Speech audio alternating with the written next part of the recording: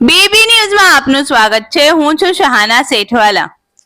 વડોદરા શહેરના માંજલપુર વ્રજધામ મંદિરના પટાંગણમાં spark today news દ્વારા સ્વચ્છ વડોદરા સુંદર વડોદરા મુહિમ પ્રોગ્રામનું સુંદર આયોજન કરવામાં આવ્યું હતું। વડોદરા શહેરને સૌથી સ્વચ્છ સૌથી સુંદર બનાવવાની મુહિમ શરૂ કરવામાં આવી હતી, જેમાં વડોદરા શહેરના તમામ ધર્મગુરુઓ, ધાર્મિક સંસ્થાઓ, સામાજિક સંસ્થાઓ, વેપારી સંગઠન, ઇન્ડસ્ટ્રીયલ એસોસિએશન, શૈક્ષણિક સંસ્થાઓ, સોસાયટી, પોળ, એપાર્ટમેન્ટના પ્રતિનિધિઓ અને અન્ય પ્રતિષ્ઠિત આગેવાનોએ સ્પાર્ક ટુડે ન્યૂઝ દ્વારા મુહિમ હેઠળ વિચાર મંચમાં આમંત્રિત કરવામાં આવ્યા હતા, જેમાં મંદિરના વ્રજરાજ કુમારજી મહોદેવ શ્રીએ ઓડિયોથી આ મુહિમને આગળ વધારવા સાથ સહકાર આપવા ભાર મૂક્યો હતો। સાથે સ્પાર્ક ટુડે ન્યૂઝના ઓનર પરેશ શાહે શપથ લઈ મુહિમ વિશે જાણકારી આપી હતી। સાથે વડોદરા શહેરના યાકુતપુરાના તમંચાવાલા બાબા હઝરત સૈયદ ઝુલ્ફિકાર અલી બાવા અને વાડી મોટી વહોરવાડના મુફ્તી હુસૈન સાહેબ સિદ્દીકીએ હઝરત મોહમ્મદ પૈગંબર સાહેબના આદેશ મુજબ પાકી ઈમાન કા આધા હિસ્સા હૈ તેના પર સમજણ આપી હતી, જેમાં વડોદરા વેપાર વિકાસ એસોસિએશનના પ્રમુખ પરેશભાઈ પરીખ સાથે રમેશભાઈ, મોહમ્મદ યુસુફ ધુપેલવાલા, મોહમ્મદ બારિક જોવાલા સહિત અનેક મહાનુભાવો ઉપસ્થિત રહ્યા હતા। અંતે સ્પાર્ક ટુડેના ચેનલ હેડ કૌસર ખાને સૌનો આભાર વ્યક્ત કર્યો હતો। रिपोर्ट अजीज धुपेलवाला। इस्लाम में इसकी बहुत ही अहमियत दी गई है।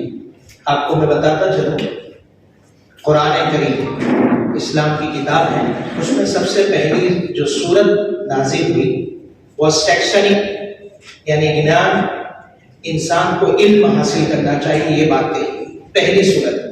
और सेकंड टाइम जो सूरत नाजिल हुई, सेकंड जो आयत नाजिल हुई कुरान करीम की, उसमें बताया गया कि आप पाकी हासिल कीजिए, वसियाबका फताहिर, अपने कपड़ों को पाक कीजिए, अपने कपड़ों को पाक कीजिए।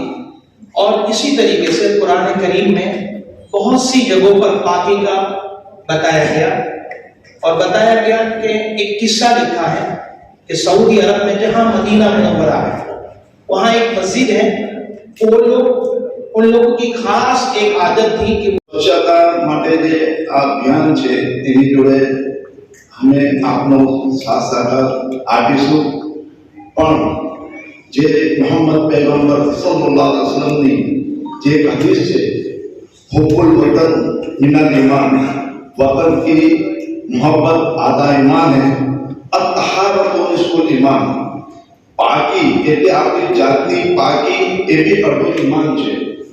તો જ્યારે આપણી જાતની પાકી રાખીશું એ પ્રમાણે અમે ત્યાં રહેતા હોઈએ છીએ એ જગ્યાએ બી અમારે બિલકુલ સ્વચ્છતા, પાકી, સફાઈ રાખવી જોઈએ। એ અભિયાનમાં અમે આપ લોકોની સાથે છે ને પેગંબર સાહેબની ખાસ આ હદીસ છે કે આપણા મનની શાંતિ, આપણી જગ્યાની શાંતિ, આપણે જ્યાં રહેતા હોય ત્યાંની શાંતિ, સ્વચ્છતા જાળવીએ, એની આપના જોડે हम સાથ સહકાર આપીશું। નો વિચાર